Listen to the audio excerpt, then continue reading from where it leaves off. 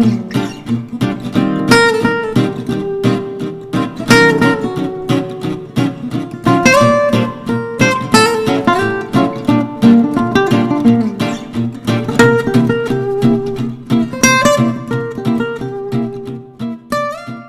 to another interview. My name is Hannah Hennig. I like to interview people that have a very special skill to contribute towards the health and well-being of children and their families. Today I'd like you to meet Dr. Topher Rowenhorst, who is a chiropractor, and he will speak with me about ADHD, ADD, the autism spectrum, and the treatments that can be available through chiropractic that can actually mitigate, help, or even avoid ADD, ADHD. Thank you so much, Dr. Topher. Thank you for having me. I appreciate you asking me to do this interview with you. Thank you. And we've spoken before, and I'm just very impressed about the information that you shared with me, even in our personal conversation about ADD, ADHD. And so let me just ask you, what, from your perspective as a chiropractor and as a health professional, what are really the origins of this phenomenon that we see almost like epidemically growing in our society that we call ADD, ADHD, Asperger, learning disorder, and whatever else? Absolutely. Well, certainly it's something that's multifaceted. So it's something that there are many different factors that are contributing to this. When we look at the technology that little children are exposed to, different foods, different toxins, things like that, it all comes together and makes it really hard for these little people to develop the way that they were meant to develop. So in chiropractic, we look at it, oftentimes we see it that there usually starts in the birth process. There's something there that we can relate back to, that either there was a stressful pregnancy for the mother, she was under a lot of stress, maybe she was ill, and then going into the birth process, a lot of times there is actually a birth trauma associated, whether that's being forcibly pulled out of the birth canal or possibly a C-section where interventions are used like forceps or a vacuum extraction. All those things are a lot of force put onto that infant baby. If I may, I want you to speak more on this one, but I wanted to interject that when I speak to families or to mothers in particular, I often hear them say, almost like in a way of resignating that, well, the birth cannot be reversed. That's just something that happened and it was a difficult birth, but here we are. Here we are, that's right. There are things that can be done to help mitigate the process or the trauma that may have happened in that. I think that's important for mothers to know. Absolutely. It's not a final that, you know, this just happened and if it was difficult, this has to stay. So what we do in chiropractic, a lot of times that event can put a lot of stress on the little one's nervous system. So it can cause potentially misalignments through the neck of this little being that just came into the world. And those misalignments often put the child into a state of fight or flight. Okay? It really sends off their sympathetic nervous system. So our autonomic or our automatic nervous system is divided into two parts. We have the sympathetic, which we think of as fight or flight, protection, stress. Or the gas pedal in the car. The gas pedal, that's right. And the parasympathetic is the other part of that. And the parasympathetic is how we develop, how we grow, it's how we love, it's how we express ourselves, okay? All that's mediated through the parasympathetic system. Which then is more like the brake in the car? Exactly, the brake system.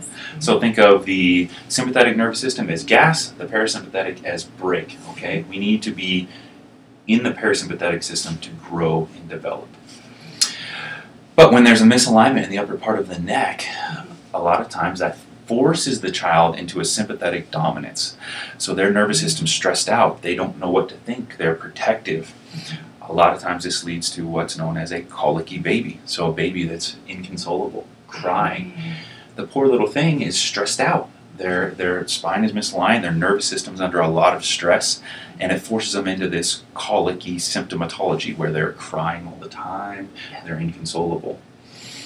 A lot of times we'll see the next domino in this thing is a lot of times children will end up with a lot of ear infections, so now they're being put on antibiotics as well to fight this ear infection. Well, the ear drains right into the back of the neck right here. Interesting. And a misalignment in the upper part of the neck can also cause that tube right there, it's called the eustachian tube, to not be able to drain the way it's supposed to.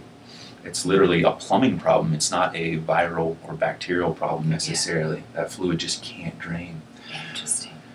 So again, these are kind of dominoes that fall into place a lot of times, where we have the traumatic birth, we have a colicky baby, we have ear infections, we're overloaded with more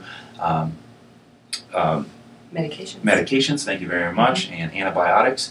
When this developing child is taking these antibiotics at such a young age, that wipes out all the bacteria in their whole system. I can completely see what you're saying, because I've been a teacher for so many years.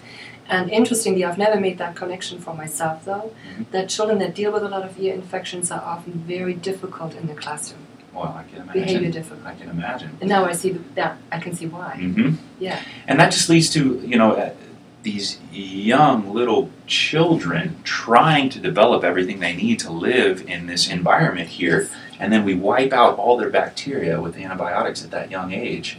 There's so many bacteria that are vital for us to live in this environment, and if we wipe them all out, that just sets up more and more and more and more problems. This is excellent.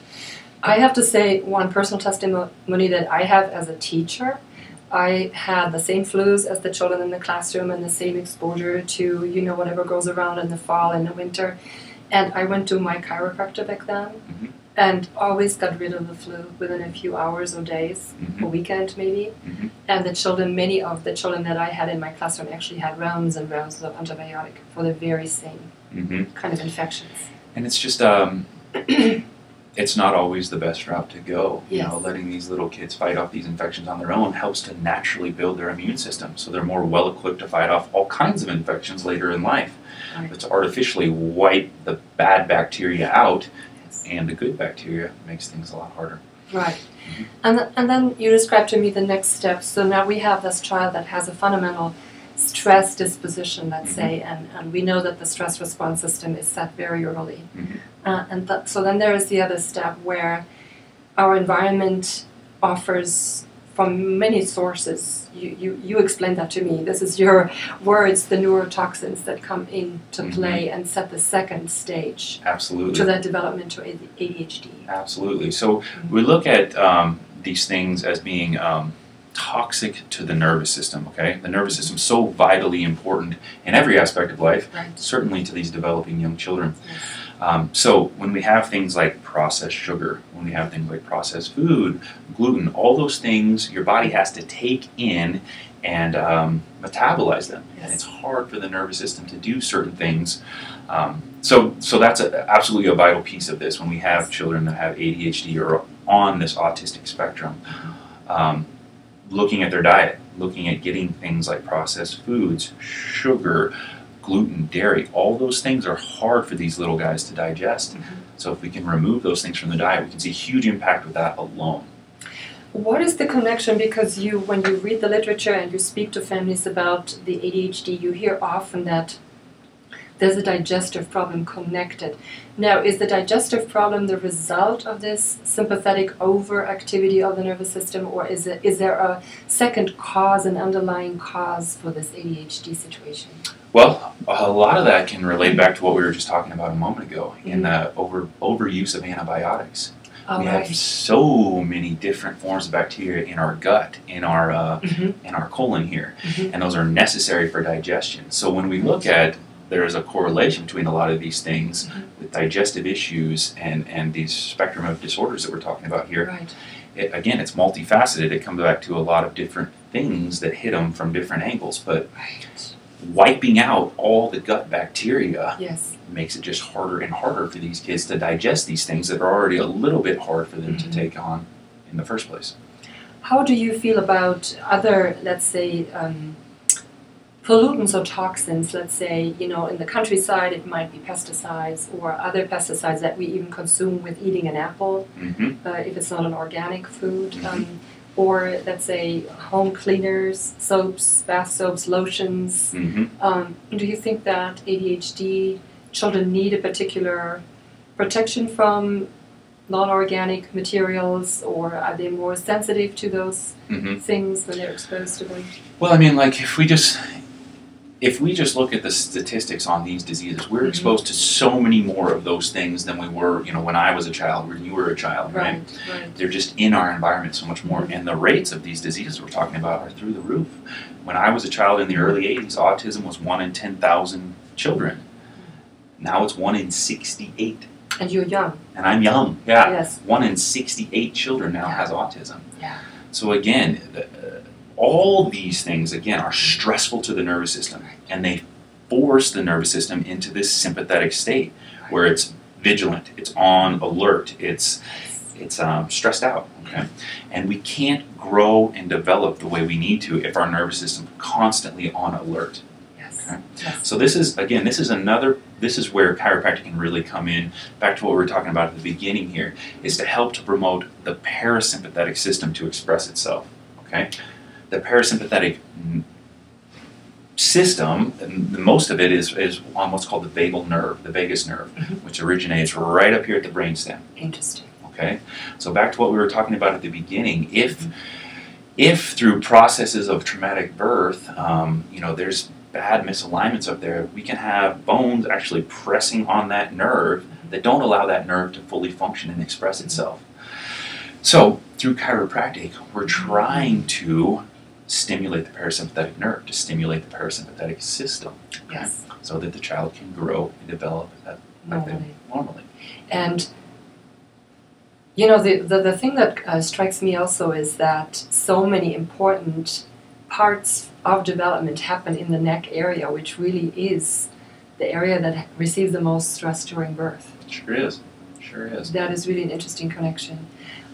What comes to me when I hear you speak is that there really is a lot of information that could eventually avoid the development of ADD, ADHD. Absolutely. So with the statistics being so high, and normally I would imagine that parents would naturally worry whether or not their child will... I know several families actually where there's 2 or 3 children in one family that all have the same issues, that there could be steps taken very early in life.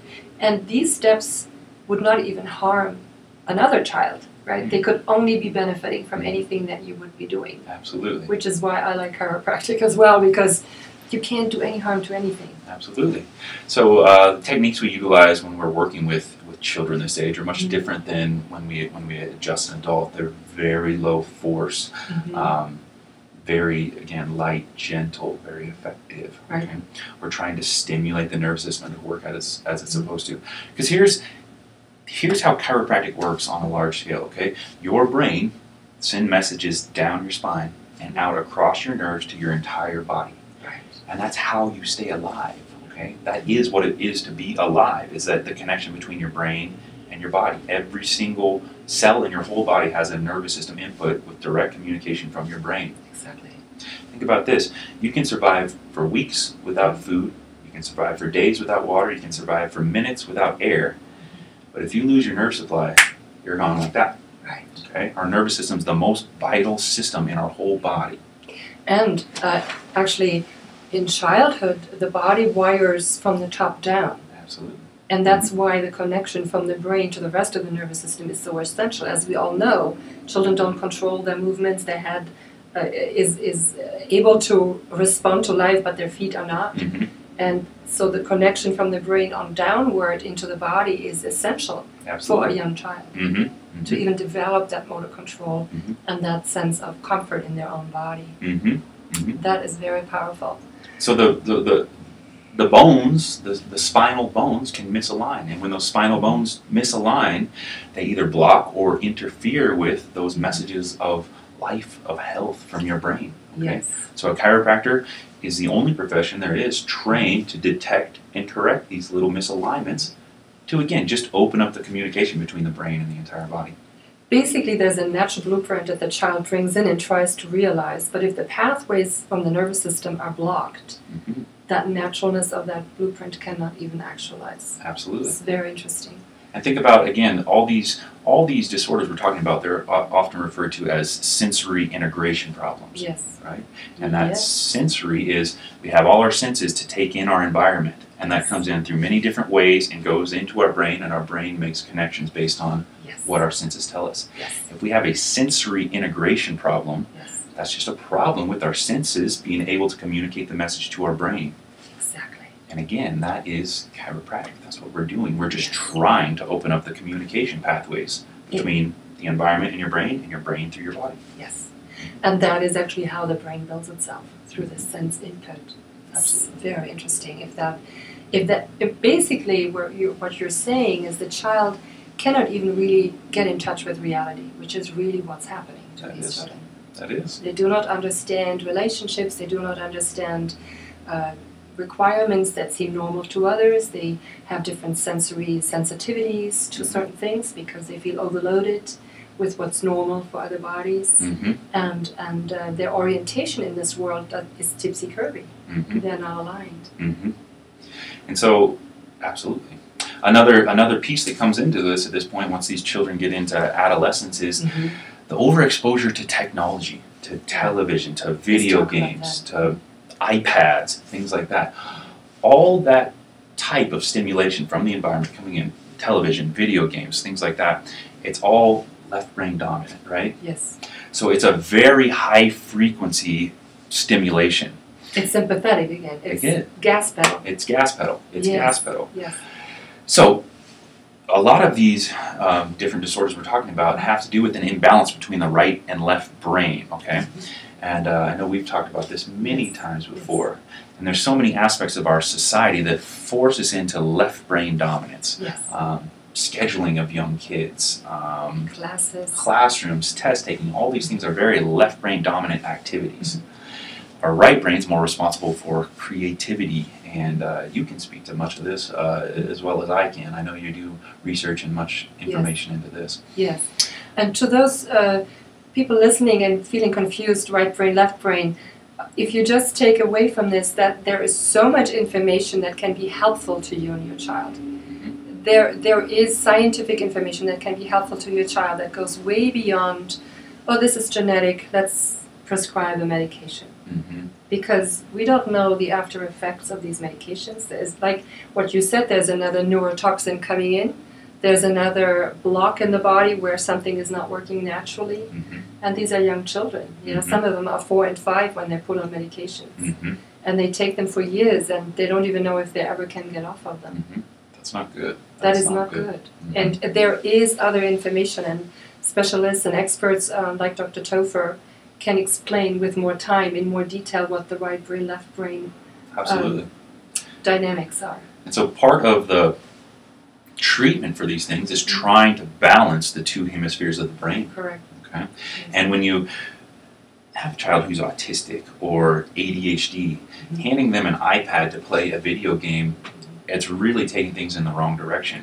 Because again, that's very high frequency stimulation. That stimulates the left brain, okay, and it subdues the right brain. So we want to do things to stimulate these children's creativity. You know, letting them work with building blocks to create something as opposed to playing a video game is a much better way for them to spend their time. That is something of health and healing, as opposed to, again, just stimulating the left brain. And what we also know from the developmental side of the nervous system is that first the child takes sensory impression, and then it has to actually have a motor response. So the fact that I see a cup doesn't make me understand a cup. But when I see a cup so many times as an infant, as a toddler, and then I hold a cup, I pour a cup, I tip a cup, I drink a cup, I whatever, I move it and I explore it with my motor ability to move things, that's when the learning is complete. So you have a sensory input and you have a motor output. And all these technical gadgets, you know, there's a lot of sensory input through the eyes and the ears, but there's no more motor output. So we're blocking the learning process. Yeah, it's amazing. It is. Well, the biggest thing I want, you know, people to take away from this is there is hope for these different disorders, okay? There is hope. They can be healed from all these things. We've talked about it also a little bit, you know, about what's difficult for families, and that is, you know, the kind of food we eat commonly in the culture, the kind of food children often crave and want. So when a child with ADHD comes to you and you have to say, well, what about the diet? Do you want to speak a little bit more on that and encourage people to... Certainly. That oftentimes can be one of the hardest pieces, okay? Because what we're marketed to in our world here is processed food at all times. Processed food, processed sugar, and sugar carries a real addiction with it. It certainly does. So, when we talk to a parent about, okay, we need to cut this food, this food, this food, and this food, oftentimes that presents the biggest challenge. One thing that parents need to be aware of is when working with their children to drop processed sugar, there is absolutely going to be a withdrawal period from that, where the child will go through withdrawals. They'll throw tantrums. They'll act almost crazy about the fact that there's no, Little Debbie snacks in the house, or whatever it is that they're getting this processed sugar in. But it absolutely has to be cleared out of the diet in order to make real change for the child. Yes. But it's important that parents are aware there's going to be a withdrawal period, and it's going to be tough for a little while. Okay. But you help families through it by providing recipes that replace some of that. Absolutely. So we can work with, there's so many resources out there for healthy living, and we live here in Boulder, Colorado. This has got to be one of the best cities in the country. Yeah, for healthy nutrition. Absolutely, and to try and eat gluten-free, dairy-free, sugar-free, all those different things. So there are many resources available, and we absolutely help parents develop strategies and plans, packing school lunches, things like that, to negate some of these neurotoxins. And of course, that kind of diet that we are used to is also kind of the fast food diet. It really has to do again with this constant pressure to be faster and faster and cook less and less and be more, take it out of the fridge and put it in the lunchbox. And, there might also be a couple of lifestyle changes maybe that we want to be willing to consider when working and trying to help an ADHD child or ADD child. It's certainly less convenient to eat that way, and you're absolutely right that there needs to be lifestyle changes. There needs to be thought on how you're going to rearrange your day to make some of these things work for you, and those are challenges we work with all the time. Yeah. So, Dr. Topher, what would you recommend? Let's say, I think it's very important for very young parents to know that you don't even have to go down the road of any potential for ADD, ADHD. So when would you start chiropractic for any child? Like, what's the age that chiropractic could or should be started? Honestly, we see children right after birth all the time, especially if there was a difficult birth, if the child was maybe stuck in the birth canal, or there was a C-section where interventions had to be used to forcibly remove the child. We want to see that child right away. And again, I want to put out there, it's safe, it's effective, it's extremely gentle. I adjusted a 4-day-old baby just today. It's quite an honor. It's quite a privilege. And you had a baby yourself. Your wife had a baby just recently. Yes, I have a 6-month-old at home right now, and he gets regular adjustments. And absolutely. So yeah, really, as soon as possible, we would like to see these young children to just check their spine to make sure there's no misalignments. There are certainly children that don't need to be adjusted, and we'll honor that fact as well. But if there are misalignments in the spine, that is going to absolutely, without a doubt, negatively affect their neurological development. And that's what we're looking at with the whole ADD, ADHD, autism, Asperger's. And so when a child, let's say, I'm also, because I was a teacher for so many years, I would like to see children be using less antibiotics. And if a healthy child that doesn't have any ADHD problem or learning problem or behavior problem just gets a simple flu, can chiropractic deal with it or help it? Absolutely. The immune system, like every other system in the entire body, is under instruction from the nervous system.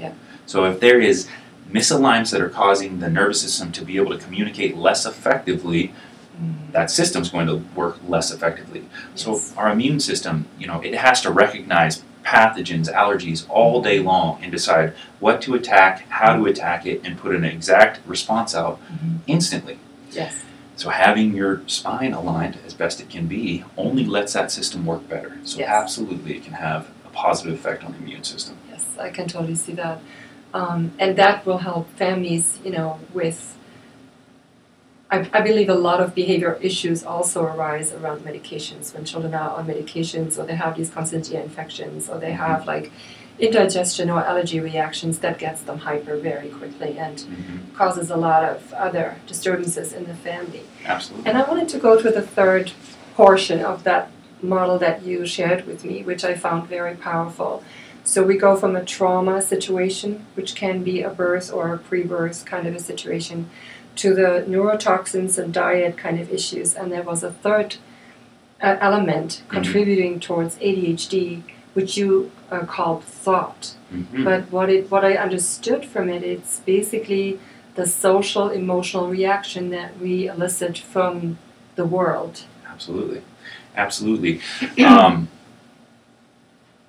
Our mental capacity, what we think about ourselves, how we feel safe in our environment, all those things, again, everything has an effect on our nervous system. Okay, we have to metabolize everything just like that.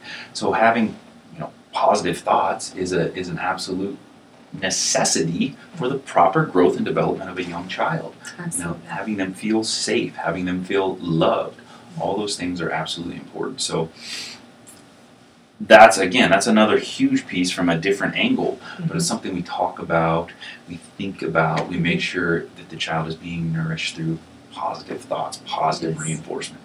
Because when a child hears so many times a day that his or her behavior is unwanted, is unappreciated, is wrong, is bothersome, is like, I heard from one family, the first day of school, the little ADHD boy, is instantly a problem on the bus, and, gets constantly scolded and told what not to do, and there's a problem with you, you are a problem. That exacerbates eventually the dysfunction. Well, and just think about just being labeled with that diagnosis in the first place, being told as a young child, you have a learning disability. How is that going to set you up for the rest of your academic life? I mean, you're going to think in every situation you are at a disadvantage. Right. And just the labeling with a diagnosis like that and the effect that has emotionally on the child it can be very significant. I think it is absolutely right what you're saying, because in childhood we really lay a platform for our mental and our emotional future. And to have that be part of that platform is harmful. Do you also believe, we didn't prepare this question together, but I'm just curious right now, do you believe that there is also a genial or a gifted kind of an aspect of ADD, ADHD? Personally, I believe, genius is not a commodity of the few. Yes. Genius is in every one of us, Right. And it is our mission in life to try and unlock our genius. Yes. And I believe every single human being has a unique gift, a special purpose on this earth, yes. and that is genius. Correct. And so, absolutely, I believe there is a genius aspect to that may be locked or may be able to express itself in especially conditions like autism and Asperger's. Right. And sometimes I'm going forth and back thinking, what about this condition is a learning style that's unique and different? And what about this condition is really like somewhat dysfunctional, where the child feels stressed and burdened, like what we hear. We don't have all the answers yet about the brain, but whatever it is absolutely helpful to allow a natural unfolding of that talent. Absolutely, and that kind of goes back to what we were talking about earlier, and just giving time for creativity, letting the brain develop through that aspect is so huge. Right? I agree. Letting children commune with nature. Yes. Sitting by a stream, playing, climbing a tree, being creative outside. All those things restore our connection to our environment, to the universe, to the source. Very, very true. And, what comes to my mind is sometimes, as parents in this culture of such abundance, we think we need to go to a water park to entertain our young children, or we need to have like a Disney World experience in order to be happy. But those entertainment things can often also be overexciting. They can be pushing the gas pedal all the time to the place where the children think this is the way life goes. And like what you said, sitting by a stream and relaxing and building a boat from scratch out of wood, and just doing the simple things of life and communing more with nature and with each other is eventually a much more healthy and cheaper entertainment. Absolutely. And just so very impactful, you know, Yes. very, very impactful. And, Yes. and like what you just said, you know, being at Disneyland or a water park, these are, again, very high frequency entertainment. It's stimulation coming at you from every single area. And when your nervous system learns to be stimulated at that level, it becomes harder for you to engage one-on-one with someone. Yes. And how vitally important is that that a young child learn to engage one-on-one with an adult, right? Very important. There's hope for many families that are dealing with difficulties, but they don't have to feel stuck. And I encourage anyone who has any doubt to come and speak to Dr. Topher Rowenhorst in person. He's in Boulder, and his practice is called Hilltop Chiropractic.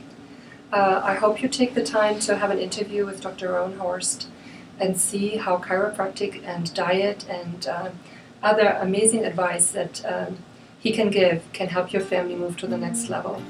Thank you for watching. Thank you.